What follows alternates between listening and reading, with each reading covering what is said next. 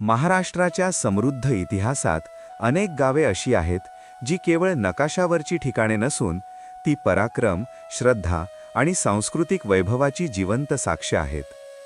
असेच एक ऐतिहासिक गाव म्हणजे लोणी भापकर. नमस्कार, मी निखिल भापकर.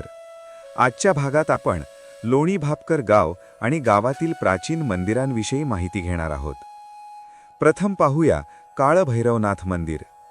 गावात जेथे एसटी बसचा थांबा आहे त्याच्या शेजारीच नव्याने जीर्णोद्धार केलेले भैरवनाथाचे मंदिर आहे. मंदिराभोवती प्रशस्त आवार आहे.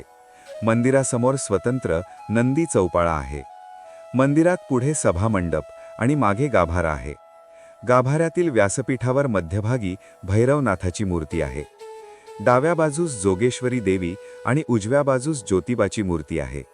या तिन्ही मूर्ती 3 ते 3.5 फूट उंचीच्या असून काळ्या घोटीव पाषाणात कोरलेल्या आहेत. मूर्ती अत्यंत रेखीव आणि प्रमाणबद्ध आहेत. मंदिराच्या आवाराच्या दक्षिण प्रवेशद्वाराजवळ 2 चौकोनी बांधीव स्तंभांवर एक भली मोठी पोर्तुगीज घंटा आहे. ही घंटा मराठ्यांच्या पराक्रमाची एक ऐतिहासिक साक्ष मानली जाते.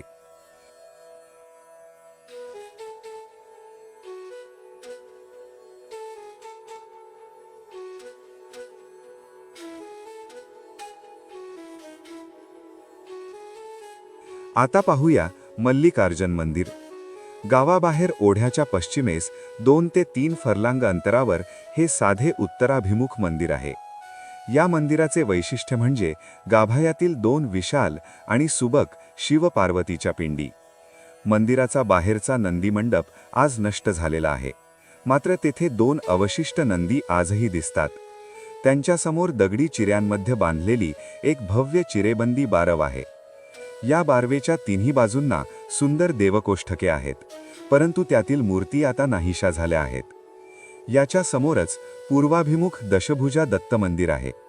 या मंदिरातील 2 ते 2.5 फूट उंचीची दत्तमूर्ती अत्यंत सुंदर आणि दुर्मिळ आहे. मंदिराच्या पुढे घंटेचा चौपाळा असून त्याच्या बाह्य भागावर पट्टी शिल्पात नृत्य, गायन आणि विविध शिल्पदृश्य कोरलेली आहेत. याच परिसरात एक अत्यंत दुर्मिळ वराह शिल्प आहे.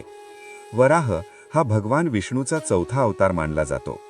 या शिल्पाच्या चारीही बाजूंना शंख, चक्र, गदा आणि पद्म ही चिन्हे कोरलेली आहेत. वराहाच्या अंगावर 33 कोटी देवतांची सुंदर शिल्पे कोरलेली आहेत. अशा या दुर्मिळ वराह शिल्पाचे जतन होणे अत्यंत आवश्यक आहे.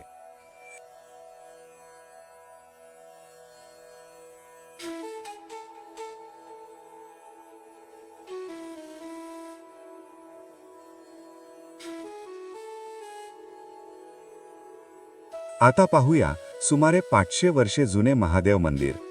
हे पूर्वाभिमुख मंदिर ऐतिहासिक दृष्टिकोनातून एक महत्त्वाचे धार्मिक स्थळ आहे. मंदिराच्या आराखड्यात नंदी मंडप, सभामंडप, अंतराळ आणि गर्भगृह यांचा समावेश आहे. मंदिराचा शिखर आजही मूळ स्वरूपात जतन केलेले दिसते. नंदी मंडपाच्या मध्यभागी नंदीची मूर्ती आहे. या मंडपाला 4 खांबांचा आधार आहे. सभामंडपाच्या पश्चिमेला प्रकाशासाठी खिडकीसारखा दरवाजा आहे. रंगशिलावर देवनागरी लिपीत एक मंद शिलालेख असलेली तुळई आहे. गर्भगृहाचे प्रवेशद्वार सुंदर नक्षीदार आहे. गर्भगृहात शिवलिंग स्थापित केलेले आहे. मंदिराचे शिखर भूमिज प्रकारचे असून त्यावर 5 भूमी दिसतात.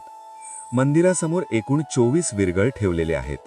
यापैकी काही विरगळ गावाच्या परिसरातून आणून येथे जतन केलेले आहेत. लोणी भापकर हे गाव म्हणजे इतिहास, श्रद्धा आणि पराक्रमाचा संगम आहे.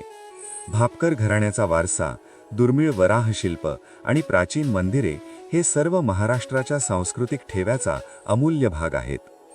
आज गरज आहे या वारशाचे जतन करण्याची. इतिहास जपला तरच भविष्यातील पिढ्यांना आपल्या गौरवशाली परंपरेची ओळख मिळेल. लोणी भापकर, एक गाव पण इतिहासाचा जिवंत अध्याय.